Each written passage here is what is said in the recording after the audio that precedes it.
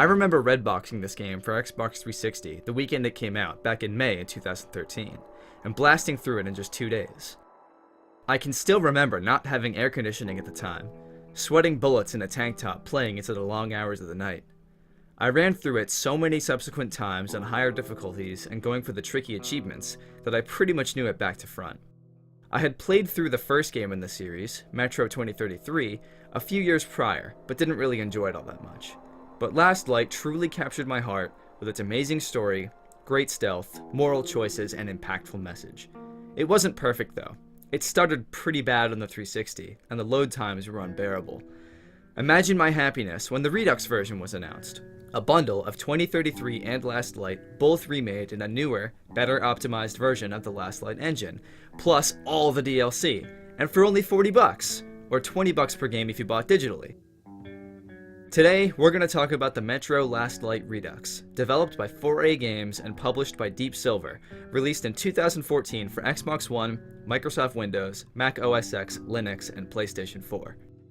Yes, I love this game, and it holds a very special place in my heart, but I'll try to set the rose-tinted glasses aside and tell you why you should play it, not just that you should. I'll also be swapping up the order and style of certain elements in this video, thanks to Matt and Maggie for their feedback. There will be spoilers for Metro 2033 in this video, but not for Last Light, so don't say I didn't warn you. The Metro games are based off of novels from Russian author Dmitry Glukhovsky. The premise is that a nuclear war ravages the Earth in 2013, but citizens of Moscow seek shelter from the blasts and the radiation underground in the metro system. The first game, aptly titled 2033, takes place 20 years later when various factions have inhabited the metro through and through. There's peaceful trade stations, actual Nazis, communists of the Red Line, and the Polish Rangers, skilled fighters protecting humans at all costs. The protagonist is a young man named Artyom who was born before the bombs fell, but only has weak memories of the pre-war world. He's persuaded by a mysterious Polish ranger named Hunter to leave his home and help him defeat the Dark Ones, a mysterious race of creatures said to be terrorizing humans all across the metro. At the end of the game, Artyom bombs the nest of the Dark Ones only to realize later that they were peaceful, and destroying them was a mistake. It had a real life is worth protecting so don't waste it vibe. Last Light takes place a year later when Artyom hears from his friend Khan that a Dark One survived and needs to be contacted and protected. However, shortly into the campaign, Artyom is captured by the Nazis, and the rest of the plot involves finding the last surviving Dark One and righting the sins of your past. You'll be sneaking through enemy stations, fighting various mutated monsters, and exploring the irradiated surface along the way. You'll need a gas mask to be above ground, and filters are few and far between. Masks can also be damaged and even broken in combat, and will need to be replaced if that happens. There's also a small focus on the paranormal here and there, with plenty of haunted zones being in your path. Pretty spooky. With one playthrough plus all the pieces of DLC, you could easily sink 20 plus hours into this game. The word of the day when talking about Last Light is immersion. The visuals are staggering at times. Things like the lighting effects are 100% believable, which is good being that light level is a critical game mechanic, more on that later. Just look at the way this welding looks. Or the light coming off this computer screen illuminating the operator's face. Lots of the weapons were built by hand in the game's lore, and their makeshift construction looks believable as well as fitting the setting, such as the Bi-Gun, a weapon created from bicycle parts, or the pneumatic ball-bearing rifle. Very creative. The textures of the environment are awesome. Water looks dirty, like it should, the metro looks decrepit, like it should, and the monsters look shaggy and gross, like they should. Human character models aren't so great on the other hand. Some are downright hideous, while some are fine. Going back to immersion, visual effects do all they can to suck you in. Strong winds will shake the camera around, and mud and blood can splash up on your gas mask, which you can wipe off manually. Really makes you feel like you're there. Continuing with the theme of immersion, the sound design in this game is great. The music and audio cues fit the theme nicely and set the tone very well.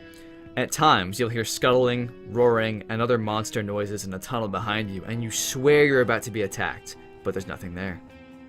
It does a very good job of keeping you on your toes and reminding you that the metro is a dangerous place. Artyom is a silent protagonist in-game, but he narrates his thoughts in the loading screens between missions. My escape from the Nazi prison could be entitled, "The enemy of my enemy is my friend." The voice acting is kind of a mixed bag. Some of the performances are genuinely good, while others, well, not so much. So, what are you waiting for? Come along, rabbit. Even though it's not always the best, listening to side NPCs is always interesting, and all of the secondary characters are great, even the ones who are only in for 1 or 2 chapters. Damn, you're crazy! What were you thinking going there alone? Okay, you can tell me the tale later. Right now we're entering the fairway and plotting a course to the base. They really help bring the world to life. Voice lines rarely synchronize with the models' mouths, but it's also important to keep in mind that it was made by a studio originally from Ukraine, so English wasn't the language it was written in. I remember doing a playthrough swapping the voiceovers into Russian with English subtitles, and while I don't speak Russian, you can tell the actors feel much more confident speaking that. The Redux version runs at a very steady 60 frames per second on both Xbox One and PC. I never had any stuttering or dropping issues on either. The load times are great too. I remember on the 360, it would usually take the full time for Artyom to narrate his journal entry between a mission for the level to be ready, and now it's loaded before he could even get a handful of words out. There's also plenty of settings to get it running smoothly with a little tinkering. I did have some noticeable screen tearing for the first few hours, but nothing I couldn't fix. It clocks in at only 7.5 gigs, which makes for a pretty speedy installation. However, to be fair, it did crash once about 3 hours in. From the plane, and we were almost there, huh? Get ready! Let's talk about Immersion again. Last Light has 2 modes before you can select a difficulty. Spartan, which is a little easier and caters to run and gun tactics. Then there's Survival, where supplies will be harder to come by and is meant for players who want to do things the sneaky way. Then beyond that, there's Normal, Hardcore, Ranger, and Ranger Hardcore difficulties. The hardest of which completely disables HUD as well as context clues for things like activating doors or turning off lights, only for the people who are familiar enough with the game to know when to do these things. It's easy to get turned around, but there is a compass that points to your next objective, if you feel the need to pop it open, but it's not persistent. You can't hold that and a gun at the same time, which keeps things from being too easy. Being a horror game, yes, there are jump scares, but only a handful, and they're the good kind, where they actually come out of nowhere and are natural, rather than an obnoxiously loud music cue when something mildly spooky happens. Exploration is rewarded heavily with extra ammo, currency, and filters, and it's damn satisfying to stumble across a cache when you're running low on supplies. I love the Ranger Hardcore difficulty because it provides a huge and realistic challenge by severely limiting your supplies to the point where you might only have 4 or 5 shotgun shells at any given time. It turns off hints and makes you and your enemies glass cannons. Enemies and the player alike will die in only a few shots, which is the proper way to do difficulty in a game. Stealth is definitely the way to go in this game, and it does it very well, so long as you're patient, that is. You can shoot, stab, sneak past, or even knock out enemies, and knocking them out is vital to a few of the achievements, and knocking them out as opposed to killing them will affect your karma points, more on that later. Light affects detection, but the player can unscrew light bulbs and blow out oil lamps to aid sneaking, or just shoot them out if you don't want to walk into the light and risk being seen, but definitely put enemies on alert with a gunshot. Light manipulation is vital to staying alive, so it's a good thing the game gives you a little indicator to tell you straight up if you're visible to enemies or not. It removes a lot of the guesswork from stealth that plagues a lot of other games, and I think it was a genius addition. The controls are tight and responsive for the most part, with a few specific commands being a bit strange, like holding F for 3 seconds, then left clicking to charge your flashlight. There's good variety with the gameplay and level design too. You'll go to wide open wasteland areas, long linear tunnels, complex bases of enemy soldiers, and there's even an elevator section, and a bit where you drive a rail car while fighting off mutants. Sequences range from tense, to your heart beating out of your chest, to pants shittingly scary. And that comes across not just with the writing, but with the game's design, which is outright brilliant, forcing you to weigh all options in all situations and try to use all the tools at your disposal. I cannot emphasize how well the light-based stealth actually works. In this clip, you can see that I've hidden from one enemy, behind a second enemy, and because his line of sight is broken, he can't see me. In how many other games do you think this would have actually worked? The game's mechanics just function correctly, you know? It just works. I love being immersed in games, survival horror especially, so I love playing on this Ranger Hardcore difficulty. It's a great way to experience the story, but I do not recommend it for a first-time player, as it literally gives you nothing to work with except for your prior experience. No context clues, no HUD, nothing. Continuing the theme from the first game, there's a big emphasis on killing as few people as possible, but it's not necessary by any stretch. However, a good number of the achievements do depend on it. Metro Last Light has a very subtle hidden morality system that can unlock a secret ending that, in my opinion, is far superior to the default ending. You gain these sort of good karma points throughout the game by doing a variety of tasks, and I do mean a variety. They range from strumming a guitar in your base, to knocking out instead of killing enemies, to finding a hidden room full of corpses, to sparing a boss enemy once it's been defeated. Unfortunately, this morality system is never clearly explained outright, so without prior knowledge, you'll only ever get the default ending. It's also not entirely clear how many of these karma points you need to unlock the bonus ending, and since they're so damn cryptic and usually out of the way, you kind of need a guide or an online walkthrough if you want the secret ending, and that kinda sucks. The Redux version includes all DLC, and there is a lot of it.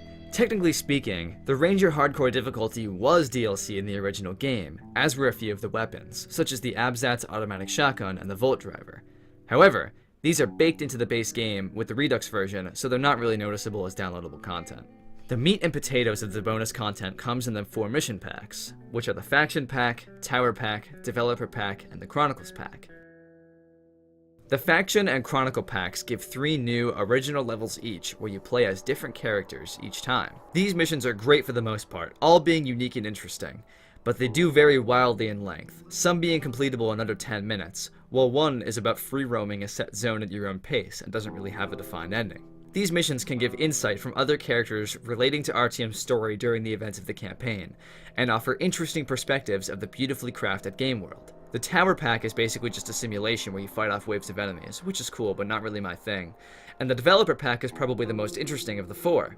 It contains a shooting gallery with every weapon in the game, an arena where you can pit AI against each other, a virtual museum where you can look at enemy and character models up close, and one extra mission which is guaranteed to make you shit your pants, the Spider Lair. There's a lot of goddamn DLC for this game, and it really is all worth your time, the Chronicles Pack especially.